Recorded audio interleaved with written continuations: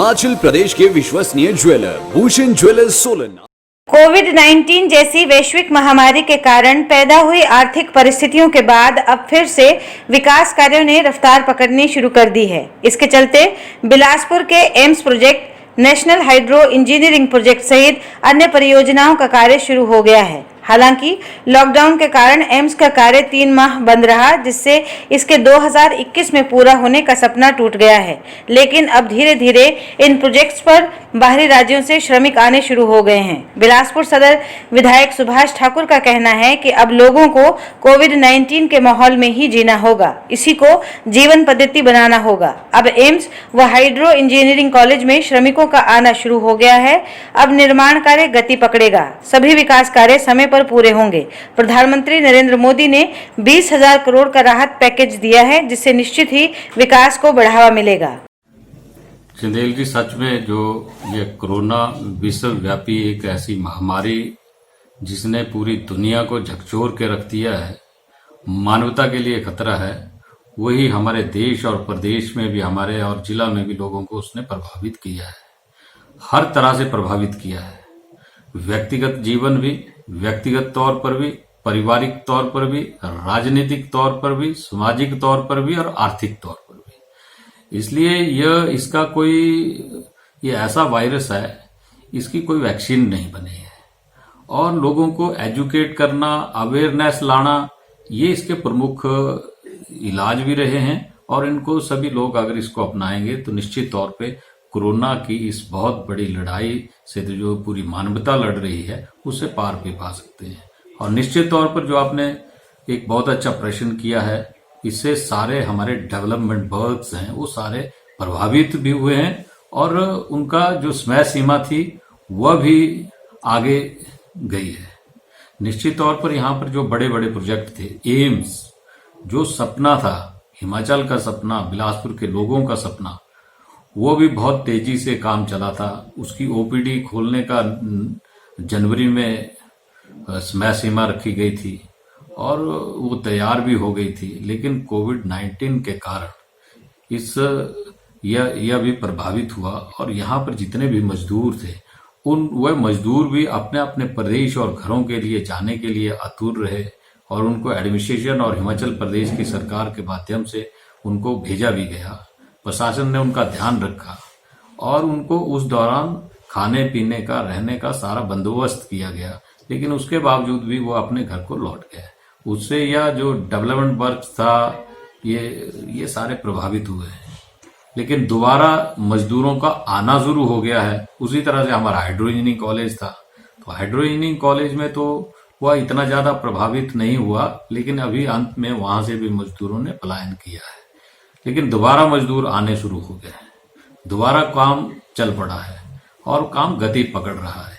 न केवल एम्स और हाइड्रो इंजीनियरिंग कॉलेज में माननीय मुख्यमंत्री जयराम ठाकुर जी ने भी यह निर्देश भी दिए हैं और यह सभी विभागों को, आज विभागों में जो काम थे हमारे चुनाव क्षेत्र में, पीडब्ल्यूडी के काम, आईपीएच के काम, इलेक्ट्रिसिटी के काम और ब्लॉक और पंचायतों में डेवलपमेंट के वर्क्स, वो सारे काम शुरू हो गए हैं।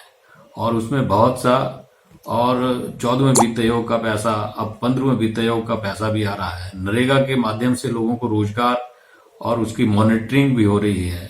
और इस देश के प्रधानमंत्री जी ने भी कोविड-19 का 20 लाख करोड़ रुपया जो इसी के लिए दिया है।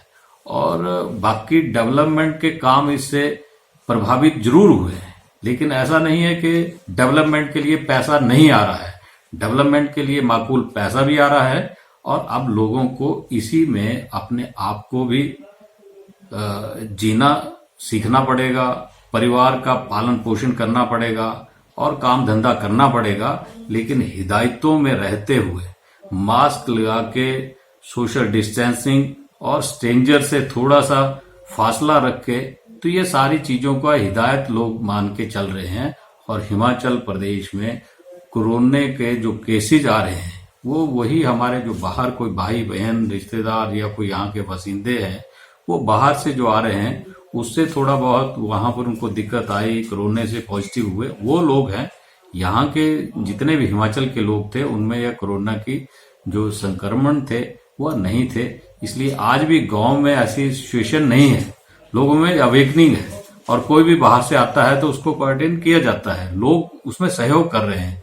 इसलिए मुझे ऐसा लगता है कि आने वाले दिनों में यह दोबारा जिस तरह से पूरे हिमाचल प्रदेश को खोल दिया गया है, बिलासपुर में भी लोगों का आना जाना शुरू हुआ है, लेकिन हाल ही में बंदला में एक कोरोना पेशेंट आया है, वो मजदूर है, तो वो एक वहां भी थोड़ी सी उस पंचायत में आया कि ना जाने और कितने लोग और हैं, तो उनको वहीं पर हाइड्रोजनी कॉलेज में ही उसको क्वारंटाइन भी किया गया है और हेल्थ डिपार्टमेंट वाले और एडमिनिस्ट्रेशन जो उनके संपर्क में आए उनका भी ध्यान रख रहे हैं। लेकिन निश्चित तौर पर हमारे जो सड़कें हैं, मैं तो पीडब्ल्यूडी की सड़कें आपको बताना चाहता हूं कि हमारे जितने भी जिनके टेंडर हुए थे उनमें मेटलिंग का, सोलिंग का और पुलिया और ये सारे ड्रेन्स इन सब का काम शुरू हुआ है। डेवलपमेंट वर्क्स अब शुरू हो गए हैं। सिर्फ लेबर का थोड़ा बहुत रहता है, वह भी लोकल लोग भी उसमें लेबर का काम जो बाहर थे वो भी कर रहे हैं और नरेगा के माध्यम से गांव में ये सारे लोग अब आने वाले दिनों में उन सबको ये काम धंधे और ये सारे जितने डेवलपमेंट के काम हैं वो लगेंगे। तो कोरोना जाए ना जाए लेकिन लोगों ने इसमें रहना अब सीख लिया है, ये मैं आपसे कहना चाहता हूँ।